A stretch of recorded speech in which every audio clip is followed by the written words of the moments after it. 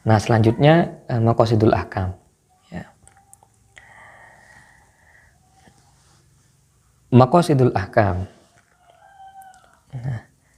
Hina na'rifu maqsudal khitabi ala wajhihi sahih muhtarimina fi dzalika qawaidal lughati wa musallamati syar'i wa ghairiha min al-ususi allati yajibu i'timaduha fi tafsirin nusus syar'iyyah. Hina idzin nakunu qad arafna maqsud asy-syar'i fi khitabihi wa arafna al-muqtada as-sahiha lidzalika al-khitab ay ma huwa al-matlub minna bi muqtada dzalika al-khitab. Nah, ketika kita sudah mengetahui maksud dari suatu khitab, dari teks syariat menurut caranya yang benar, dengan memperhatikan kaidah-kaidah kebahasaan serta prinsip-prinsip syariat dan apapun yang harus kita pegang teguh ketika memahami atau menafsirkan teks-teks syariat, maka dengan demikian kita memahami apa itu maksud dari syariat di dalam teks-teks tersebut. Dan kita mengetahui apa kehendak yang diinginkan, yang memang benar-benar diinginkan oleh khitab itu. Walakin akan tetapi yabqa alaina wa nahnu nabhathu anil maqasidi an na'rifa ma hiyal ghayat allati yarmil khitabu syar'i ila tahqiqiha wa isalin nasi ilaiha. Dan sekarang kita tinggal mengetahui apa sebenarnya tujuan-tujuan yang hendak dituju oleh khitab syariat itu, dituju atau diinginkan agar terwujud, ya, dan juga wa isalin nasi ilaiha, dan mengantarkan manusia kepada tujuan itu. Mahiyal fawaidul lati yuhaqqiquha lana mahiyal fawaid allati yuhaqqiquha lana al-amalu bi muqtadal hukmi syar'i. Apa kegunaan atau faidah atau manfaat yang dapat mewujudkan hak kepada allati lana bagi kita, al-amalu apa berbuat bi muqtadal hukmi syar'i dengan kehendak dari hukum syariat itu. Bi ibaratin ukhra ma hiya maqasidu dzalika tasyri'. Dalam versi bahasa atau redaksi yang lain, apa yang dimaksud oleh hukum yang dipahami dari khitab itu. Nah jadi pertama kita harus memahami teks terlebih dahulu, ya kan? Kalau teks itu berkenaan dengan hukum, maka akan lahirlah sebuah hukum yang dipahami dari teks tersebut. Jadi hukum yang telah berhasil dipahami oleh seorang mujtahid, nah itu adalah maksudul khitab yang dia pahami. Nah sekarang kalau memang itu hasil dari pemahaman kita terhadap teks atau alias maksudul khitab, persoalannya sekarang apa yang diinginkan dari maksudul khitab itu? Dalam kata yang lain, apa yang diinginkan oleh hukum itu? Jadi khitab itu punya makna. Maknanya adalah hukum. Itulah maksudul khitab. Pertanyaannya sekarang, apa yang diinginkan oleh hukum itu? Nah, kita sekarang bicara soal maqasidul ahkam. Kalau kita ingin misalnya mencontohkan wala taqrabuz zina misalnya, janganlah kalian mendekati zina. Nah, ini apa maksudnya ayat ini? Oh, ternyata maksudul khitabnya adalah mengharamkan zina. Mengharamkan zina ini adalah maksudul khitab. Pertanyaannya sekarang adalah, apa maksud syariat mengharamkan zina itu? Jadi mengapa zina itu diharamkan? Nah, kalau kita mengucapkan pertanyaan yang demikian, berarti kita sedang bicara mengenai maqasidul ahkam, ya kan?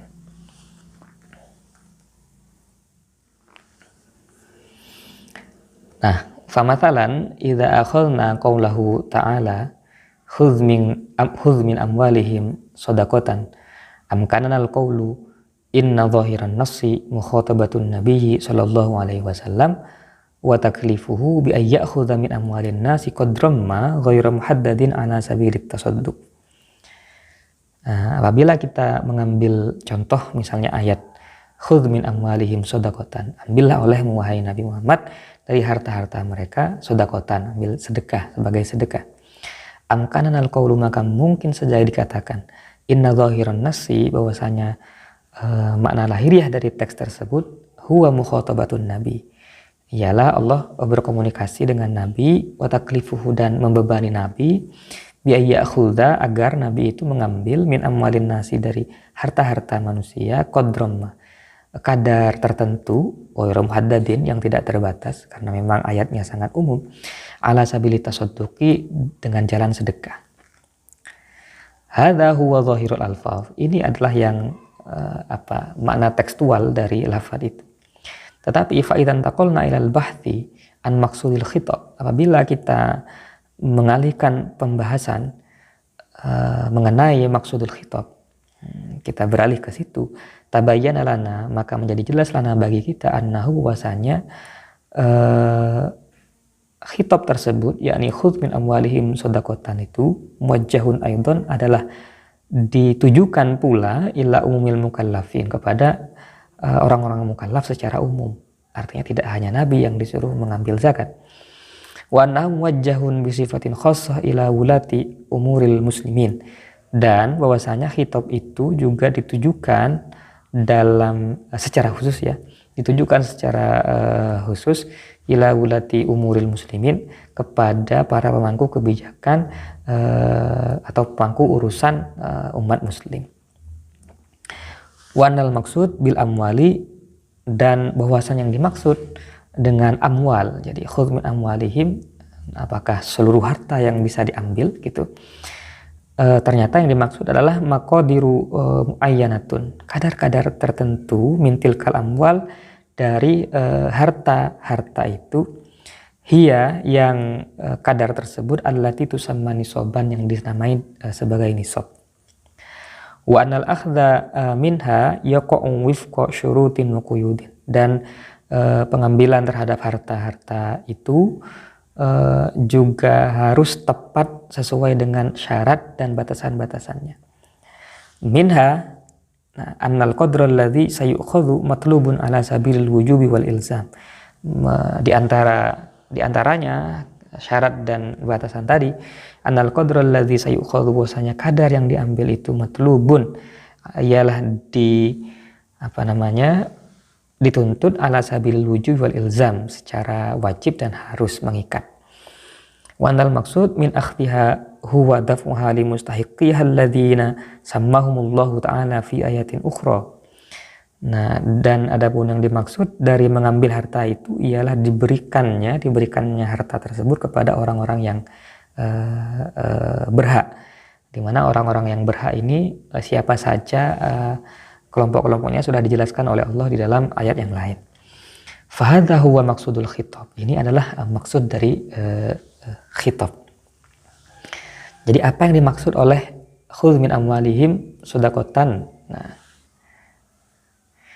kalau melihat redaksinya, maka perintah untuk mengambil harta itu hanya ditujukan kepada Nabi, karena Allah saat itu sedang berkomunikasi dengan Nabi. Yang dibebani adalah Nabi. Tetapi apakah hanya kepada Nabi? Nah, ternyata kewajiban ini tidak hanya untuk Nabi, tetapi kepada umat Islam secara umum, wabil khusus pemerintah. Pemerintahlah yang memiliki kewajiban secara khusus untuk mengambil zakat itu. Dan bahwa ada harta-harta tertentu yang bisa diambil, tidak seluruh harta, walaupun redaksi ayatnya mengatakan amwal gitu ya, umum. Dan dari beberapa harta yang bisa diambil zakatnya itu ya hanya kadar tertentu, setelah memenuhi syarat-syarat yang telah ditentukan, seperti harus mencapai satu nisab dan yang lain yang ada di dalam bab zakat. Dan bahwa ayat ini mewajibkan gitu ya. Jadi bukan sedekah dalam arti sedekah yang sunnah, melainkan sedekah yang wajib. Walaupun redaksinya shadaqatan ya, Ini sedekah apa? Tidak jelas apakah sedekah wajib apa sedekah sunnah. Kalau sedekah wajib ya zakat. Nah ternyata maksudul khitabnya ini zakat gitu. Nah itu maksudul khitab. Memang kalau melihat tekstualnya ya ini hanya untuk Nabi, tetapi ternyata tidak gitu. Emang kalau lihat redaksinya ini semua harta bisa diambil zakat, ternyata tidak gitu. Tidak ada penjelasan kadar, oh ternyata ada. Nah, kita sudah mengetahui maksudul khitabnya ya kan. Lalu walakin baqiya alaina an na'rifa maqasida hadhil ahkami wa bi sifatin khassah ar-ruknainil asasiyaini fiha wa huma al-akhdhu wad daf'u. Namun demikian baqiya alaina sekarang tinggal kita an na'rifa mengetahui atau mencari tahu ya maqasidah hadhil ahkami terhadap tujuan dari hukum-hukum ini wa bi sifatin khassah dan dalam aspek yang khusus ar-ruknainil asasiyaini fiha, dua rukun atau dua elemen yang khusus yang prinsip fiha di dalam maqasidnya, maqasid hukum ini. Wa huma adapun keduanya itu al-akhdhu wad daf'u, yakni mengambil harta zakat wadhaku dan menyerahkannya kepada mustahik. Falimadza yudfa'ul qadrul ma'khudh ilal ghair. Mengapa diserahkan kadar tertentu kepada orang lain, kadar yang diambil dari zakat itu kepada orang lain. Wa ila asnafin mahsusah bi ainiha, dan kenapa kok hanya pada kelompok-kelompok tertentu saja? Wa ma hiyal ghayat al-mutawakhah min hadzal tasyri', dan apa yang tujuan yang diinginkan dari hukum ini ya. Al-jawabu ala hadhil asila, adapun jawaban atas pertanyaan-pertanyaan ini wa ghairiha dan lainnya min jinsiha, pertanyaan ini dan yang sejenisnya, huwallazi yatadammanu bayana maqasidil ahkam ba'da antabayyana maqasidal khitab. Pertanyaan ini adalah pertanyaan yang mengandung penjelasan mengenai maqasidul ahkam setelah kita mengetahui apa itu maqasidul khitab. Jadi maqasidul ahkam itu diketahui setelah kita memahami maqasidul khitab. Wa hadzal mustawa minal maqasid ay maqasidil ahkam bi maknal fawaidi wan nata'ijil mutawakhah min wara'il amali bil ahkami syar'iyyah huwa adatan ma yaqsiduhul mutahadditsuna an maqasidis syariah. Jadi maqasidul ahkam ini seringkali yang dimaksud oleh para pengkaji maqasidus syariah dengan maqasidus syariah. Jadi biasanya yang dimaksud dengan maqasidus syariah itu dalam kajian ini adalah maqasidul ahkam. Nah, baik, untuk kali ini kita cukupkan terlebih dahulu. Semoga bermanfaat. Kurang lebihnya mohon maaf. Wallahul muwaffiq ila aqwamit thoriq. Wassalamualaikum warahmatullahi wabarakatuh. Allahumma shalli ala Muhammad.